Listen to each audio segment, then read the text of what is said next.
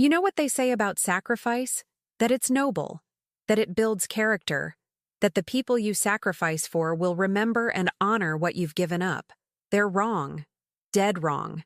And I'm sitting here today, 75 years old, to tell you exactly how wrong they are. Don't forget to subscribe to the channel and comment where you're watching from.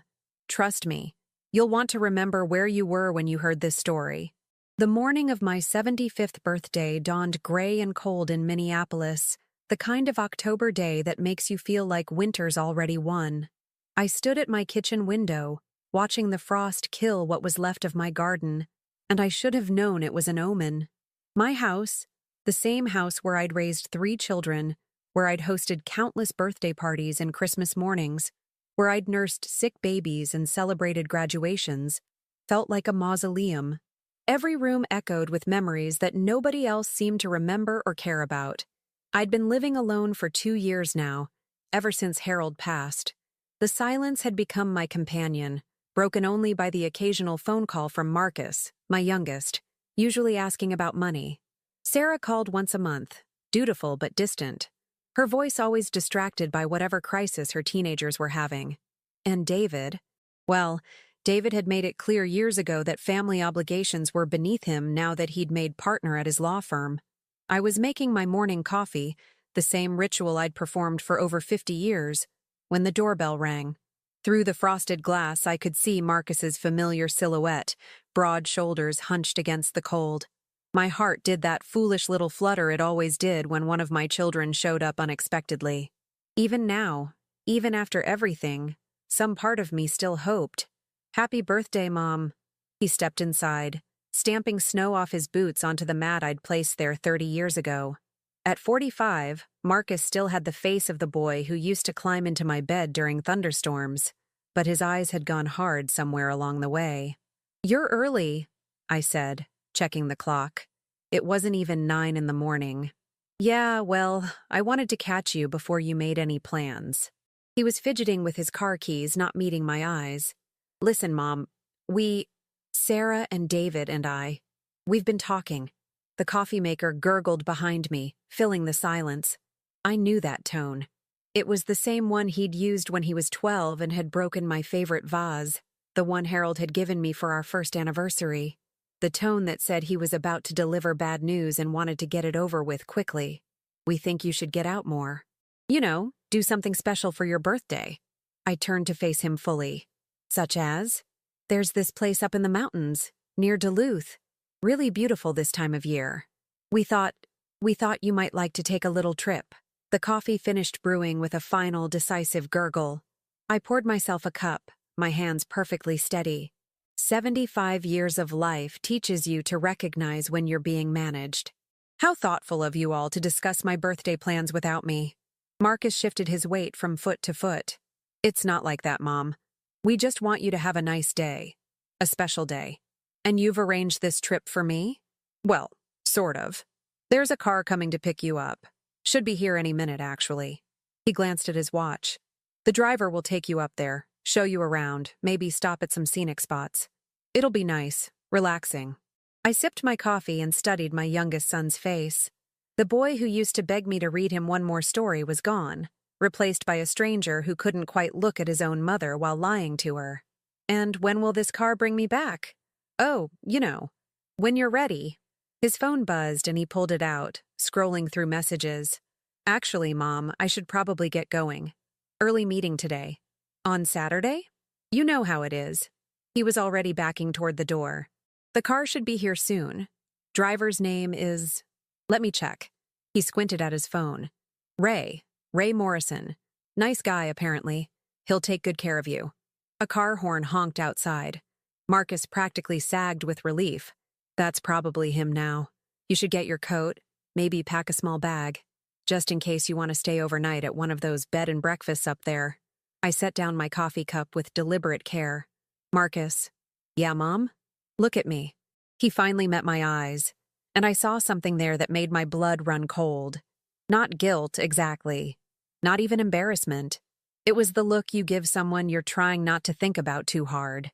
"Are you planning to come with me on this birthday adventure?" I wish I could, but like I said, Are Sarah and David meeting us there?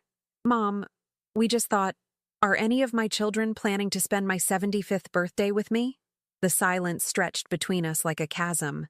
The car honked again, more insistently this time. You really should go, Marcus said finally. The driver's waiting. I walked to the front closet and pulled out my coat, a navy wool one that Harold had bought me for our 40th anniversary. As I slipped it on, I caught sight of myself in the hallway mirror. 75 years old, 5 feet 4 inches of Minnesota pragmatism, gray hair pulled back in the same neat bun I'd worn for decades. I looked like exactly what I was. Somebody's grandmother, somebody's mother, somebody who should be surrounded by family on her birthday instead of being shuffled off like an inconvenience. Mom? Marcus was hovering by the door, his hand on the knob. You're not mad, are you? I looked at him for a long moment.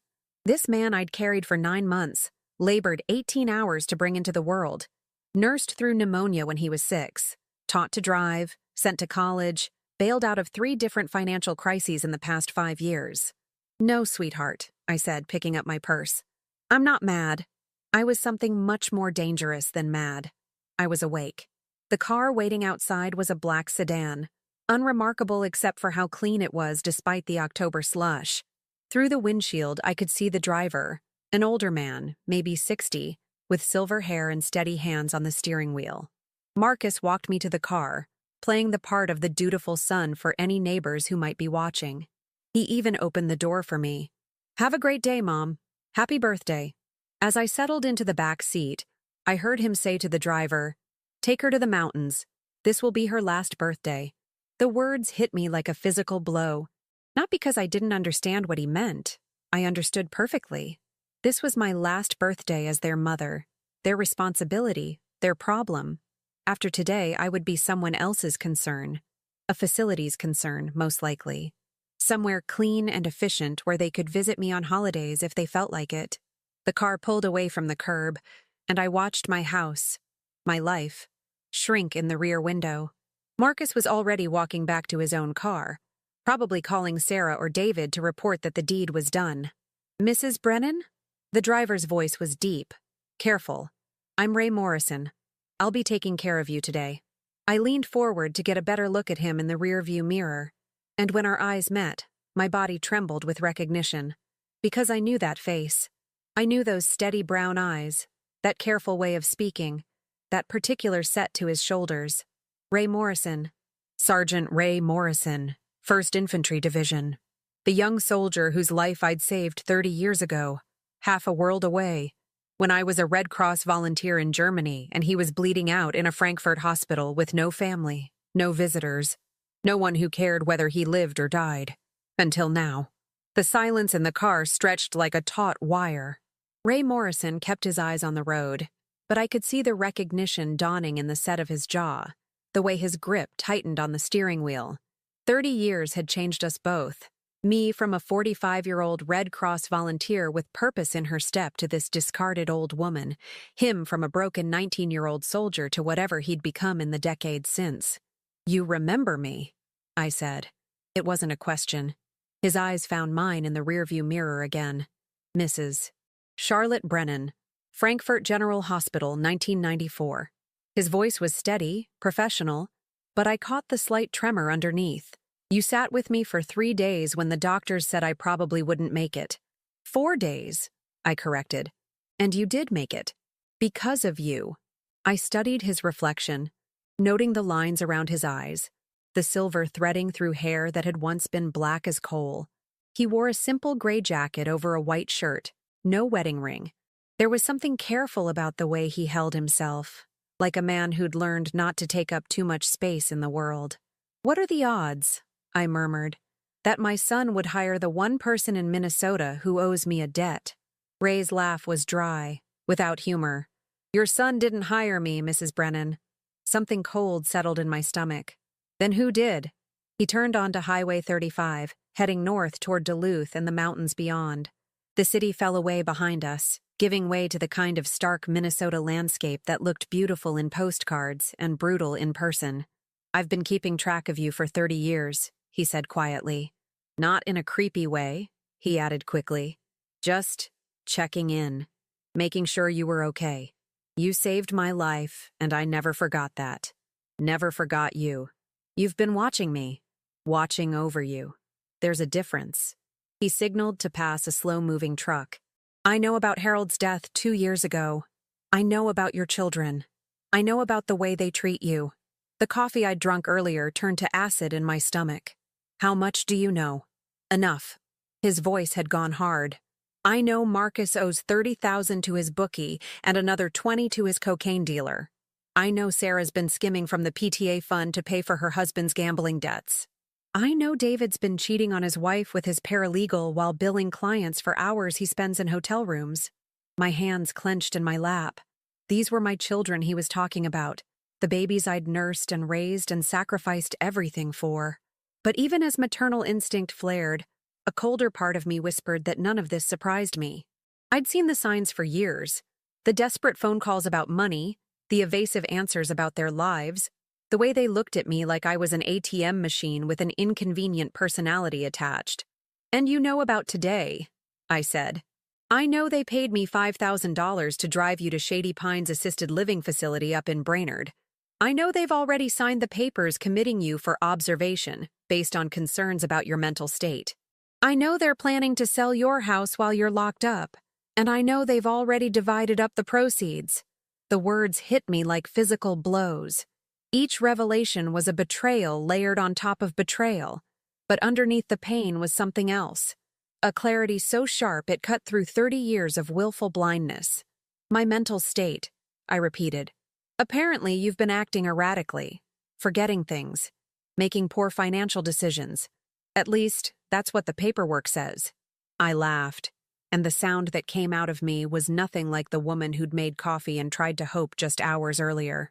Poor financial decisions, like the $10,000 I gave Marcus last month for his business opportunity, or the $15,000 I loaned Sarah for Emma's college fund that somehow never made it to Emma's account. They're good at what they do, Ray said grimly. They've been setting this up for months. Phone calls to your doctor expressing concern, meetings with social workers, building a case. The Minnesota landscape rolled past the windows, bare trees, gray sky, the kind of desolate beauty that matched the wasteland my life had become. But something else was building inside me, something that felt like the first warm day after a killing winter. You said they paid you $5,000. That's right, but you're not taking me to Shady Pines. No, ma'am, I'm not. I leaned back in my seat, feeling something I hadn't experienced in years. The presence of an ally.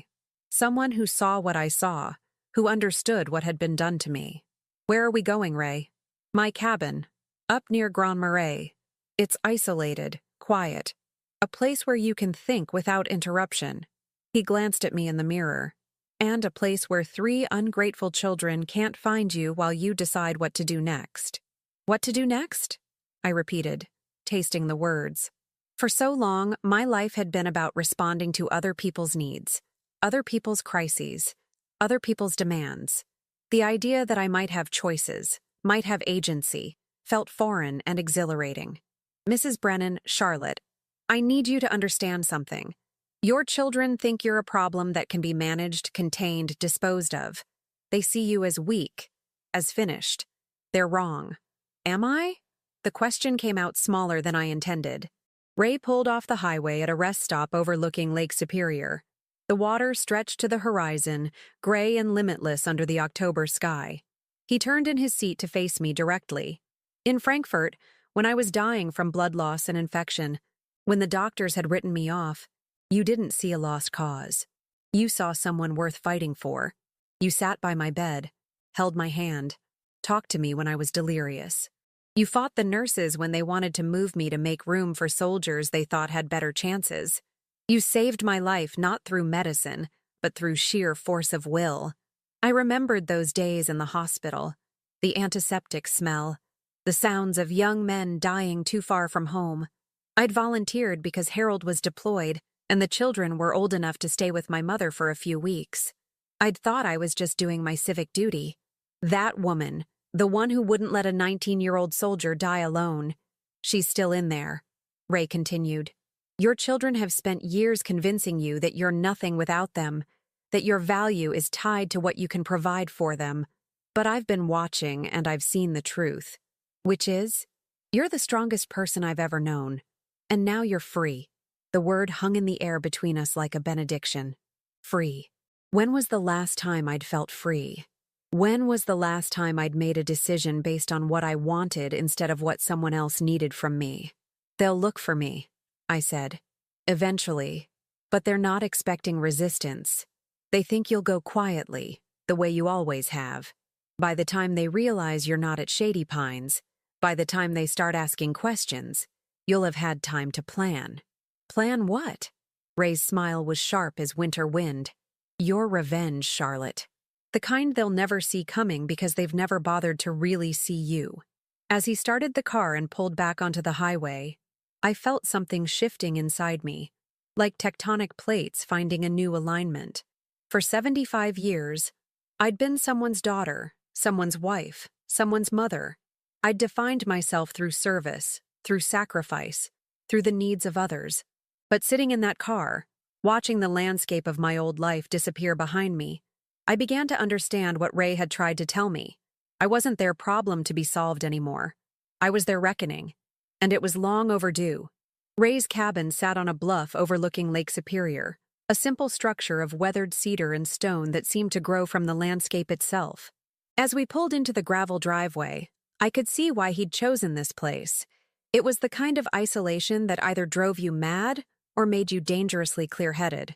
"Welcome to your new headquarters," Ray said, carrying my small overnight bag to the front door. Inside, the cabin was spartanly furnished but comfortable.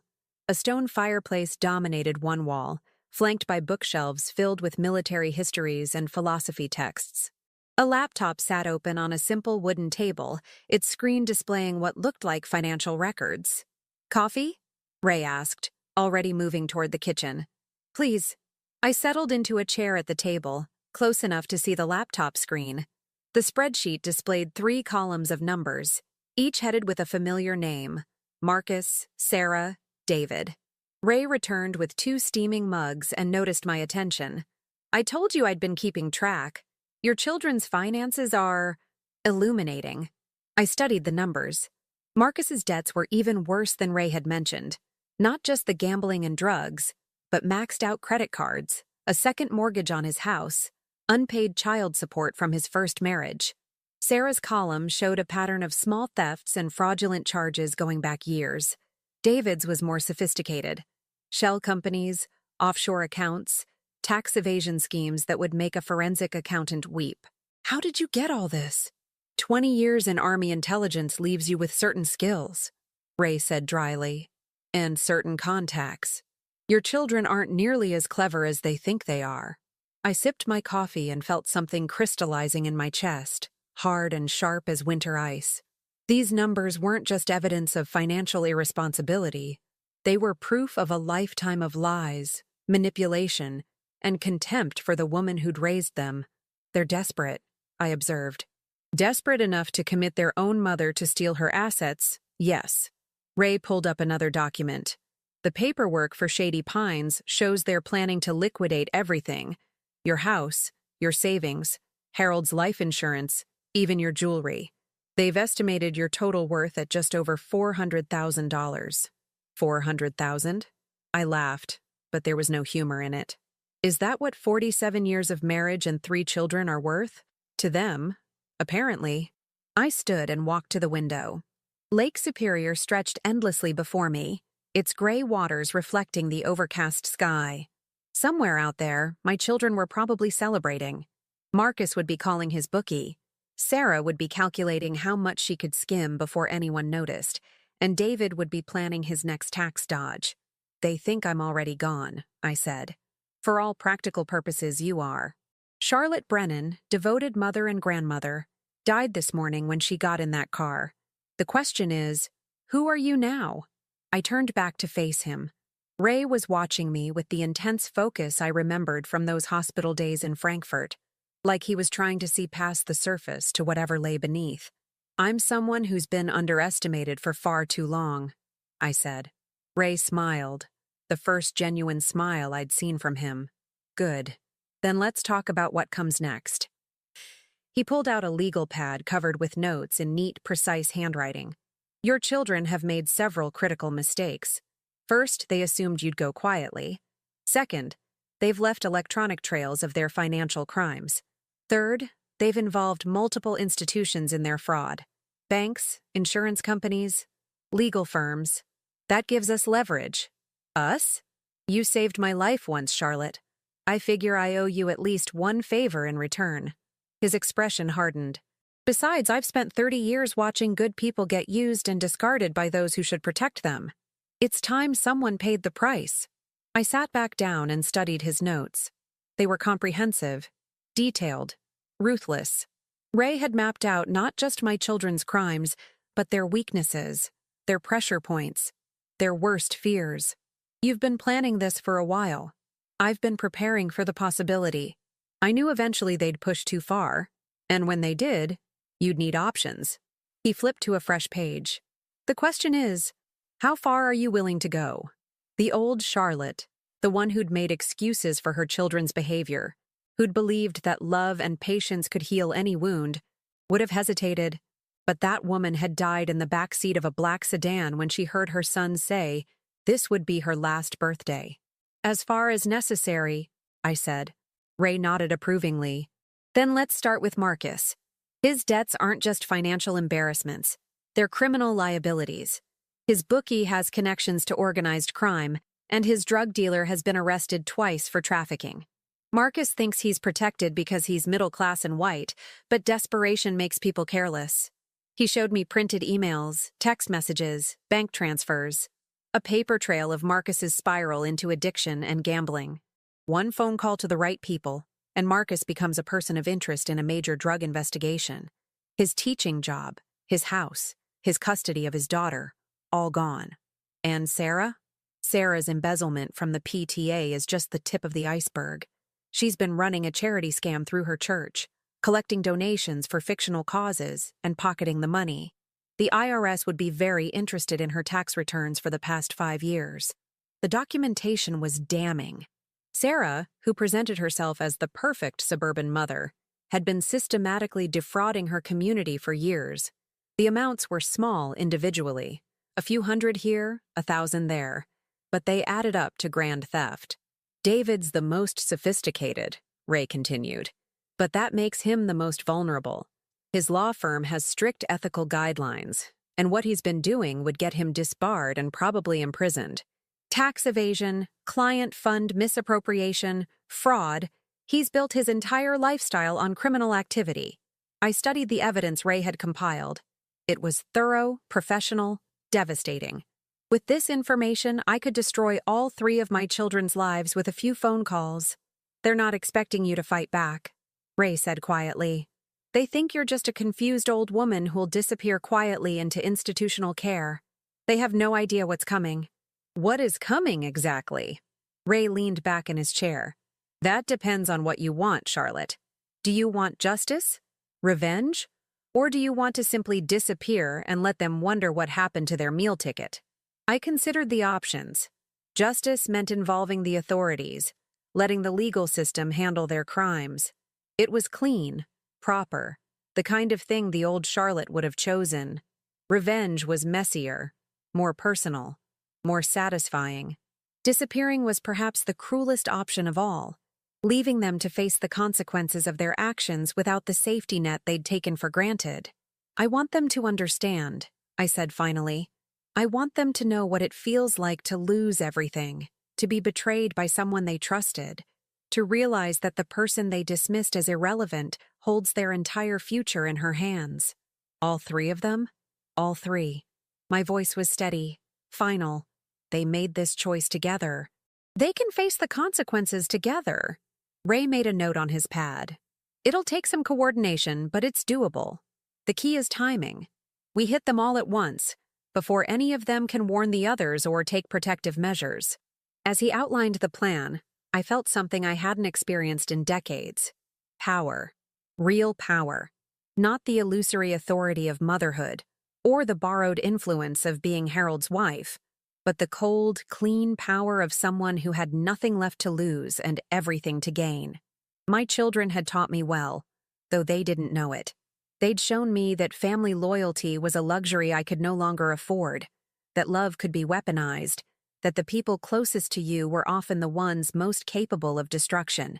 Now it was time to show them what I'd learned. The old Charlotte was dead. The woman sitting in this cabin, planning the systematic destruction of 3 lives, was someone new, someone harder, someone who understood that some betrayals were unforgivable, and some lessons could only be taught through loss. My 75th birthday was ending, but my real life, the one where I made the rules, was just beginning. The next morning dawned crisp and clear, the kind of October day that makes you believe in fresh starts. I stood on Ray's deck with my second cup of coffee, watching the sun paint Lake Superior in shades of gold and silver, and felt more alive than I had in years. Ray emerged from the cabin carrying his laptop and a manila folder thick with documents. Sleep well? Better than I have in months? It was true. For the first time since Harold's death, I'd slept without the weight of other people's expectations pressing down on me. Are we ready? Almost. I made some calls this morning. Ray set up his equipment on the deck table. Your children are starting to panic. Shady Pines called them around midnight when you didn't arrive. Marcus has been calling your house every hour. Sarah drove over to check on you. She's the one who found your note. I smiled, remembering the brief message I'd asked Ray to leave on my kitchen counter. Gone for a drive. Don't wait up. Simple, innocuous, and probably driving them insane with worry. David? David's trying to track down the car service. He's called 3 companies so far, getting more agitated with each dead end. Ray pulled up a recording on his laptop.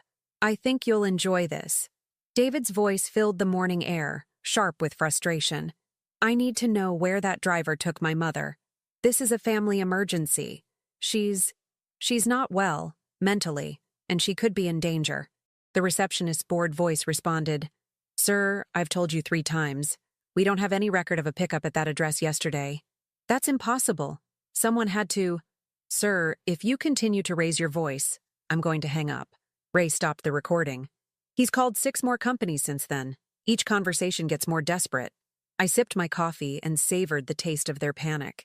For decades, I'd been the one worrying, the one frantically making phone calls, the one losing sleep over their problems. The role reversal was delicious. Time to make them an offer, I said. Ray opened the folder and spread out 3 typed letters, each addressed to one of my children. These go out this afternoon, certified mail, signature required. They'll receive them tomorrow morning. I picked up Marcus's letter and read it aloud. Dear Marcus, by now you've realized I'm not where you expected me to be. I'm sure you're concerned about my well-being, just as I've been concerned about yours. I know about the gambling debts, the cocaine, the money you've stolen from me over the years. I know about Tommy Marcelli and what happens to people who owe him money. I also know about the plan to have me committed so you could steal my assets. We need to talk. You have 48 hours to transfer $50,000 to the account number below, or copies of the evidence I've gathered about your criminal activities go to the police, the DEA, and Tommy Marcelli. Your choice. Mother. The words felt powerful in my mouth, each syllable a small act of rebellion against decades of being dismissed and manipulated. Sarah's letter was equally direct. Dear Sarah, I hope Emma's college fund is still intact, because you're going to need it for legal fees. I have documentation of your embezzlement from the PTA, your charity fraud, and your tax evasion. The amounts may seem small to you, but they add up to federal crimes. Transfer $25,000 to the account below within 48 hours, or face the consequences. I'm sure the other PTA mothers would be fascinated to learn how their fundraising money has been spent. Your choice. Mother. David's letter was the longest, detailing his shell companies, offshore accounts, and client fund manipulations with the precision of a legal brief. His price was $100,000, the highest, because his crimes were the most sophisticated and his betrayal the most calculated.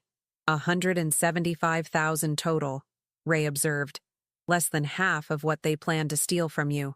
It's not about the money, I said, though the symmetry was satisfying.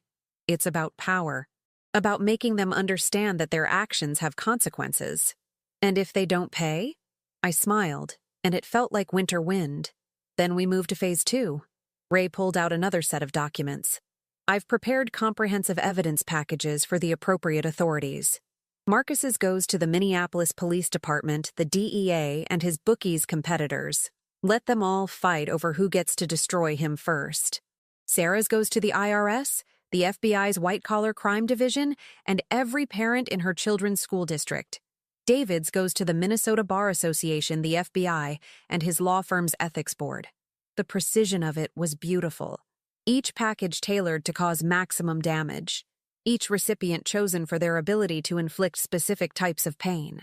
Ray had spent 30 years learning how to dismantle lives professionally, and he'd brought all that expertise to bear on my children's destruction. There's one more element, Ray said, pulling up a new document on his laptop. I've been in contact with a journalist at the Minneapolis Star-Tribune. She specializes in stories about elder abuse and financial exploitation. If your children don't cooperate, she's prepared to run a front-page story about their treatment of you. The headline was already written. Local teacher, church leader, and attorney conspire to defraud elderly mother. Below it, a detailed account of their scheme, complete with documentation and quotes from sources close to the investigation. Public humiliation, I murmured. The one thing they fear more than prison. David especially. His reputation is everything to him. A scandal like this would end his career permanently. I imagined David's face when he saw that headline, when his colleagues and clients learned what he'd done to his own mother. The thought filled me with a satisfaction so pure it was almost spiritual. They'll try to contact me, I said. Let them. In fact, I've prepared for that too. Ray showed me a burner phone. This number is in the letters. When they call, and they will, you'll have complete control of the conversation. Record everything. Let them incriminate themselves further. The phone rang as if summoned by our conversation. The caller ID showed Marcus's number. Already? Ray raised an eyebrow. They work fast when they're desperate. I answered on the 4th ring. Hello, Marcus? Mom! Jesus Christ, where are you? We've been worried sick. His voice was high with panic and poorly concealed anger. You can't just disappear like that. What if something had happened to you? Something did happen to me, I said calmly. I woke up. What? Mom, you're not making sense. Look, whatever's going on, we can work it out. Just tell me where you are and I'll come get you. I'm exactly where I need to be. The question is, are you where you need to be? Have you checked your mail today? My mail? What are you talking about? You will, soon. I could hear him breathing heavily, probably pacing. Marcus, do you remember when you were 7 and you broke Mrs. Henderson's window with your baseball? What? No, Mom, what does that have to do with anything? You lied to me about it, said it was an accident, that the ball just slipped. But I knew better. I always knew when you were lying. You get this tone in your voice, like you're trying too hard to sound innocent. I paused. You have that tone now. Mom, I don't understand what's happening. Are you having some kind of episode? Because if you are, I'm having a moment of clarity, I interrupted. Probably the first one in years. Tell me, Marcus, how much money do you owe Tommy Marcelli? The silence that followed was deafening. I could practically hear his world tilting on its axis. How did you? 48 hours, I said, and hung up. Ray was grinning. That was masterful. Cold, controlled, devastating. I learned from the best, I said. Meaning him, but also meaning them. My children had spent years teaching me how to be ruthless, how to use love as a weapon, how to manipulate through guilt and obligation. They'd been excellent teachers. The phone rang again. Sarah this time. I let it ring 6 times before answering. Hello, Sarah.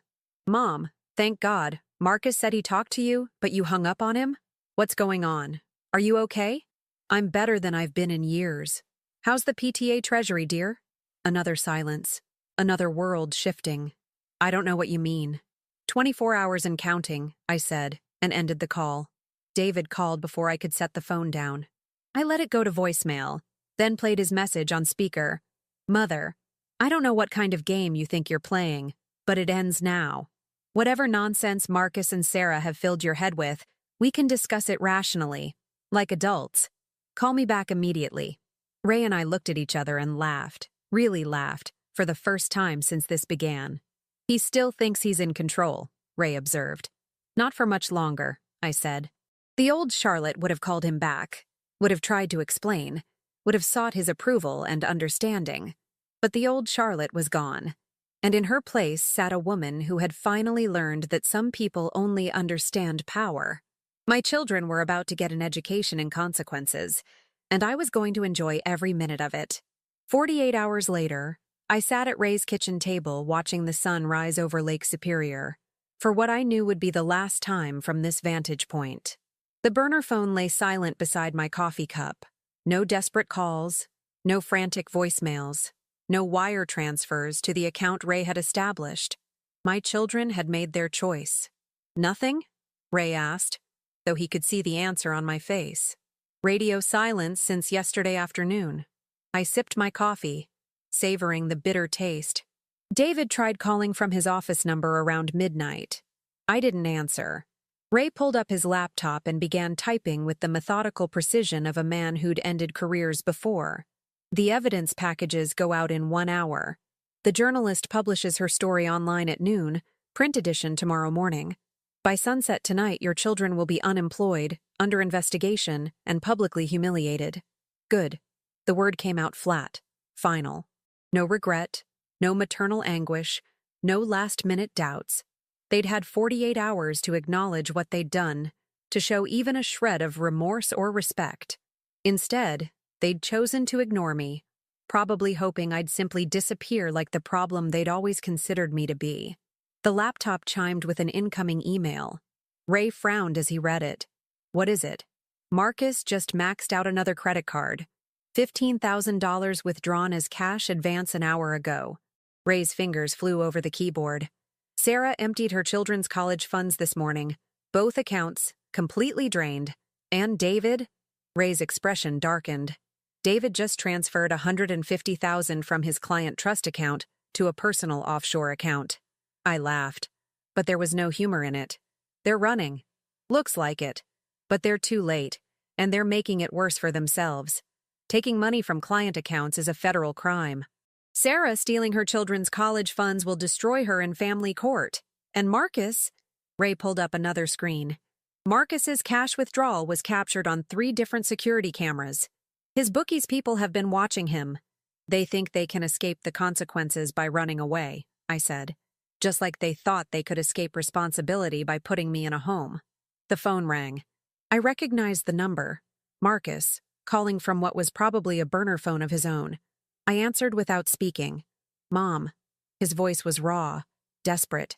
Mom, please. I know you're there. I'm here. We need to talk, face to face. This has gone too far. Has it? I don't think it's gone nearly far enough. Mom, please. I'll do whatever you want. We all will. Just call off whatever you're planning. Please. The begging in his voice should have moved me. For 75 years it would have. But that woman was gone, buried under decades of manipulation and betrayal. You had 48 hours to do whatever I wanted, Marcus. That time has passed. We couldn't get the money. It's not like we have that kind of cash lying around. But you found money to run away with, I observed. Interesting priorities. Mom, you don't understand. I understand perfectly. You're facing consequences for your actions, and you can't handle it. Just like when you were 7 and blamed the neighbor's cat for breaking Mrs. Henderson's window. This isn't about some fucking window. The desperation had turned to rage. You're destroying our lives. No, Marcus. You destroyed your own lives. I'm just making sure everyone knows about it. I hung up and turned to Ray. Send everything. Ray's fingers hovered over the keyboard for just a moment. You're sure? Once this starts, there's no taking it back. There was no taking it back the moment they put me in that car and told the driver it was my last birthday. Ray nodded and pressed enter. Then enter again. And again. Across Minneapolis, phones began ringing. Email inboxes chimed with new messages. Fax machines hummed to life. The machinery of justice and destruction ground into motion. Within the hour, Marcus's school principal received a detailed report about his drug use and gambling debts. The DEA got comprehensive records of his dealer connections.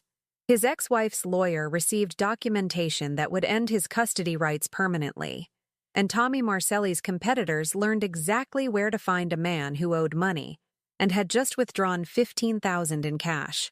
Sarah's church received copies of her fraudulent charity paperwork. The IRS got 5 years of tax returns showing unreported income.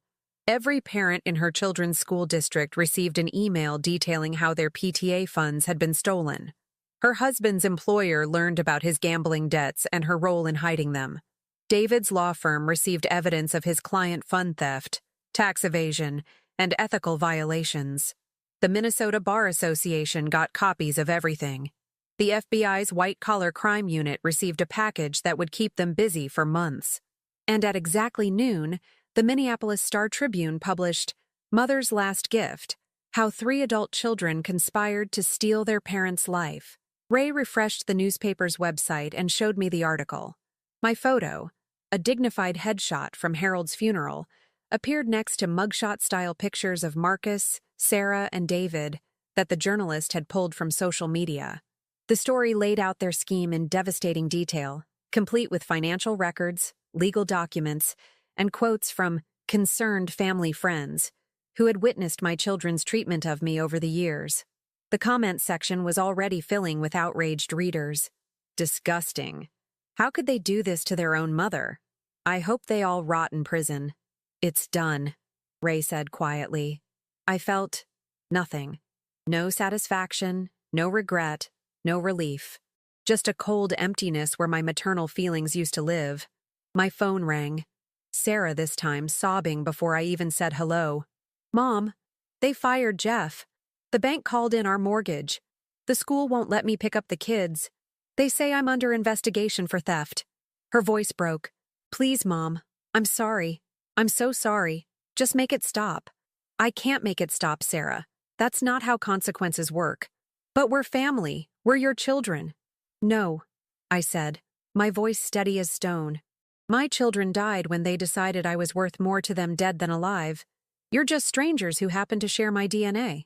I ended the call and turned off the phone. The next call came on Ray's landline. David, his lawyer's composure completely shattered. What have you done? He screamed. What have you fucking done? Ray put the call on speaker. David, this is Ray Morrison. Your mother is here and she can hear you. I don't care. Do you know what you've cost me? My career is over. My marriage is over. Everything I've worked for. Everything you stole, I corrected. Everything you built on lies and theft, and the assumption that I was too weak to fight back. You crazy bitch! You've destroyed us. Good, I said, and Ray hung up. Over the next 3 hours, we watched my children's lives disintegrate in real time. Marcus was arrested at a truck stop outside Fargo, beaten bloody by men who'd been tracking him for Tommy Marcelli. Sarah was detained by federal agents as she tried to board a plane to Mexico. David was taken into custody at his office, handcuffed in front of his partners and clients. By evening, it was over. All 3 of my children were in jail, their assets frozen, their reputations destroyed, their futures erased. Ray found me on the deck watching the sunset paint Lake Superior in shades of fire. Any regrets? He asked. I considered the question seriously. Somewhere in Minneapolis, 3 people who had emerged from my body were sitting in jail cells, facing years of imprisonment and lives permanently ruined. They would lose their homes, their jobs, their children, their freedom. Everything they'd built would crumble, and they would have nothing left but the consequences of their own choices. No, I said finally. No regrets. Ray nodded and handed me a set of car keys. Your car. I had it brought up from Minneapolis yesterday. Where will you go? I asked. I've done what I came to do. You're free now, Charlotte. Free to be whoever you want to be. I looked at the keys in my palm. Such small things, but they represented something I hadn't possessed in decades. Choice. Agency. The power to determine my own path. Thank you, I said. For everything. Ray smiled. The same smile I remembered from a Frankfurt hospital 30 years ago, when a broken young soldier realized he was going to live. Thank you, he said, for teaching me that some people are worth saving, and some people aren't. I drove away from the cabin as the last light faded from the sky, leaving behind the woman who had sacrificed everything for people who saw her as nothing more than an inconvenience to be managed. My name is Charlotte Brennan. I am 75 years old. I have no children. And I have never been more free. Don't forget to like and subscribe. And remember, blood may be thicker than water, but some ties are meant to be cut.